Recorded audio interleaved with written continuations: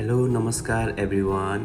मैले चाहिँ यो ब्लगको स्टार्टिङ गर्न बिर्सेको हुनाले चाहिँ म भोइस ओभर गरिरहेको छु र आज चाहिँ म तपाईहरूलाई फिनल्यान्डको टुर्कु सेन्टरबाट करिब 4-5 किलोमिटर नजिक रहेको उहितामो बिचको भ्रमण गर्न जाँदैछु, तपाईहरूलाई देखाउन गइरहेको छु।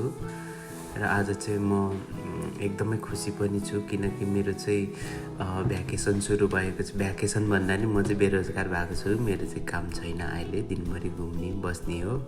र म तपाईँहरूलाई यहाँ नजिकै रहेको यो हाम्रो इल्पोइनिन सानो लेक हो, लेकको छेउमा बिच पनि छ, बिच टाइपको लेक छ, मान्छेहरू घुम्न जाने गरेको सुनेको हुनाले म पनि फर्स्टचोटि नै हो गइरहेको छु। हेरौँ कस्तो छ साथीहरू। लु अहिले त्यहाँ चोटपटक लाग्यो भने मलाई नभन्नु, म त यहीँ छोडेर हिँड्छु।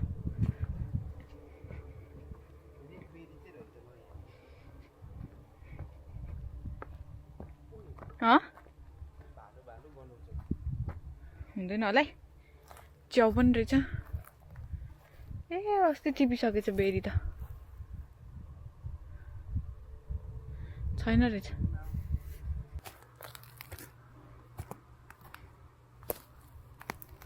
अनि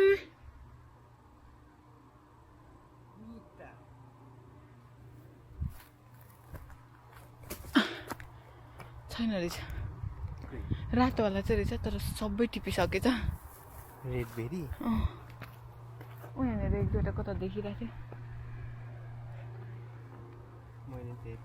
उता अघि उता हाम्रो काममा जाने बाटोमा कहिले नटिपेर होला कि कत्रो हामीले टिप्दा गरेर छैन रहेछ। सब टिपिसकेछ, भर्खर टिपेछ।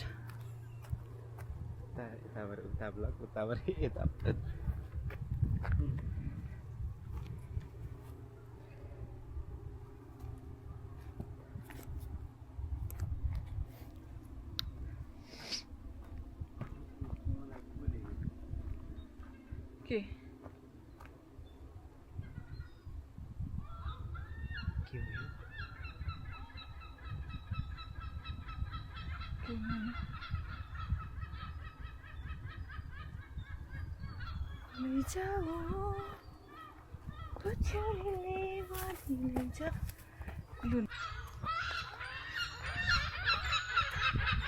किन यत्रो चरा कराएको?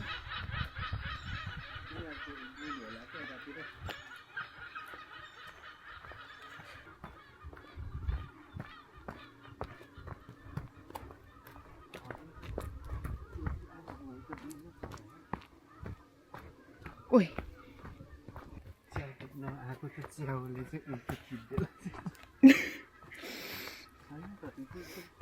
कहाँसम्म जाने यो बाटो? छैन बाटो नै, नजाऊँ यस्तो जङ्गलमा।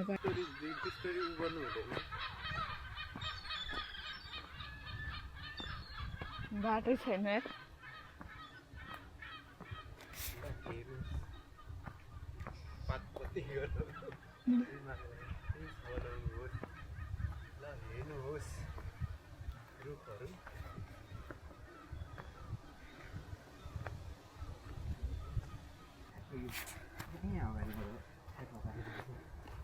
दामी लेख्छ आउँछ कति जान्छ हेर्ने चाहिँ only one.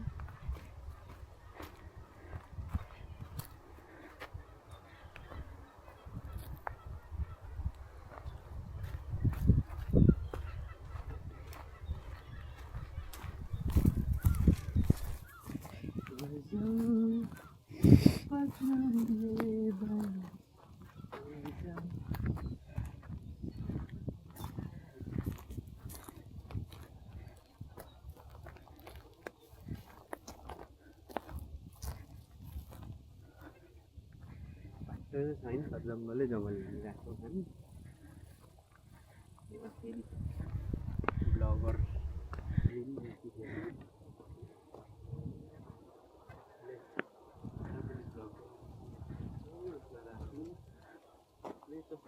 लिनु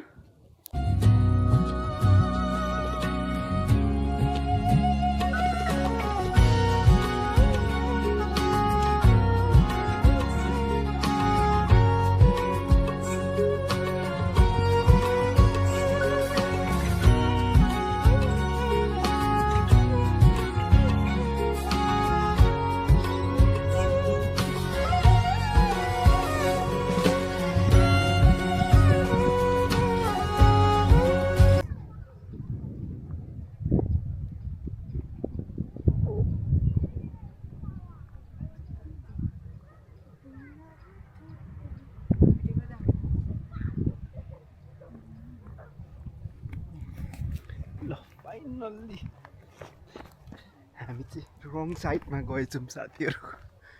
बब्बाल ठाउँ चाहिँ यतापट्टि थियो रहेछ। अनि मैले देखेँ एउटा ठुलो ढुङ्गा देखेँ, अग्लो ढुङ्गा देखेँ। म दौडेर आएँ। त्यसपछि दौडेर आउँदा त साथीहरू ब्रेथ टेकिङ भ्युज हो। आम्मामामामा के भन्नुहुन्छ तपाईँहरू। यस्तो भ्युजमा त मान्छेहरू त अहिले नै यहीँ बसेर 1 घन्टा यहीँ सुतेर मान्छेहरू त भोलि बिहान मात्रै जान्छु भन्छ नि। उस्तै भ्युजमा डुबेर हेर्ने भनेर चाहिँ मैले भन्दिनँ है। तर मेरो लागि चाहिँ in my case it was very wonderful mesmerizing scene, breathtaking. एकदम ल्यान्डस्केप चाहिँ बब्बाल के।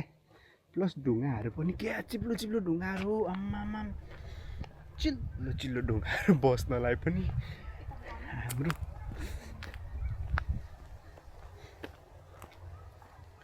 यो समुद्र छ है। यहाँ मुनि चाहिँ लेक छ। म चाहिँ माथि हिँडिरहेको छु। के भयो? किन तिमीले यतापट्टि आउनु कि यतापट्टि आउनु? चिप्लेर लेकमा खस्यो भने त स्विमिङ गर्नु चाहिँ आउँदैन। मेन इम्पोर्टेन्ट थिङ चाहिँ मैले स्विमिङ गर्नुपर्ने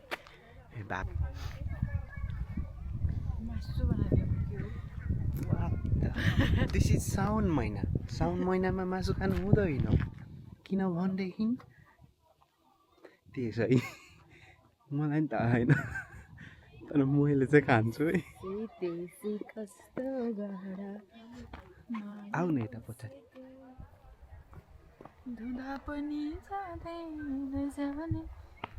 एकैछिन त्यति देखाउनको लागि कस्तो ढाड पो दुखेको छ। ल साथीहरू यो चाहिँ फिनल्यान्डको टुर्कुमा रहेको स्पोइनेन हो। हुइतामोमा छ यो चाहिँ। टुर्कु सेन्टरबाट 3-4 किलोमिटर नजिकै। मैले पनि यसो यता आउँदाखेरि यो बाटो कहिलेकाहीँ काम पर्दाखेरि हिँड्दाखेरि यसो लेकहरू देखाएको थियो। अनि मलाई पनि यो लेकमा चाहिँ कस्तो छ होला, बबालै छ होला भन्ने लागेको थियो पहिला चाहिँ। तर म त्यतिखेर चाहिँ आइनँ। आज चाहिँ एकदमै टाइम मिलेको हुनाले आएको थिएँ। यस्तो दामी लाग्यो। जस योभन्दा दामी योभन्दा बबाल ठाउँमा पनि पुग्नु भएको होला साथीहरू हजुरहरू होइन। तर मैले चाहिँ इन्जोय गरेँ। मलाई चाहिँ यो पनि दामी लाग्यो। अर्को ठाउँमा पुग्यो भने त अर्को जहाँ पनि मलाई दामी लाग्छ कि दामी लाग्छ, बबाल लाग्छ। अन्त जिन्दगीमा घुम्नुपर्छ मस्तसँगले अनि काम पनि गर्नुपर्छ। अहिले चाहिँ म चाहिँ बेरोजगार भएर आएको हो। अहिले चाहिँ म बेरोजगार, काम नभएर आएको। घरमा बसेर कति नै त्यो फिल्म हेर्ने, त्यो फेसबुक स्क्रल गर्ने होइन, टिकटक कति स्क्रल गर्ने क्या साथीहरू। त 2 बजे त उठ्छु म दिउँसोको फेरि। अनि त्यसपछि ल साथीहरू भ्युज चाहिँ दामी लाग्यो। तपाईँहरूले देखि नै हाल्नुभयो होला। योभन्दा अगाडि पनि हामीले अलिअलि खिच्न चाहिँ खिचेका छौँ। ल यो चाहिँ तल हौ। अब हामी चाहिँ यता हाम्रो गाडी चाहिँ यता पार्किङमा। हामी चाहिँ अब चाहिँ फाइनल्ली घर जान्छौँ। घर गएर अनि आनन्दले बस्छौँ। तर भोलि चाहिँ म घाम लाग्यो भने चाहिँ आज चाहिँ म लगभग 5-6 बजेतिर आएँ बेलुकाको। भोलि चाहिँ घाम लाग्यो भने चाहिँ दिउँसोतिर साथीहरू पनि बटुलेर आएर। वाट 7 बजेको थियो?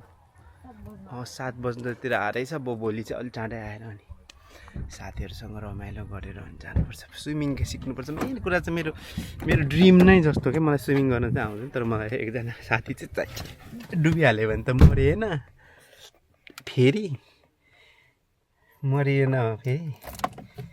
टेन्सन हुन्छ त। दुश्मन हेरेको हेरे म यता मरेको मरे। दुश्मन हेरेको हेरे म यता ढलेको ढले।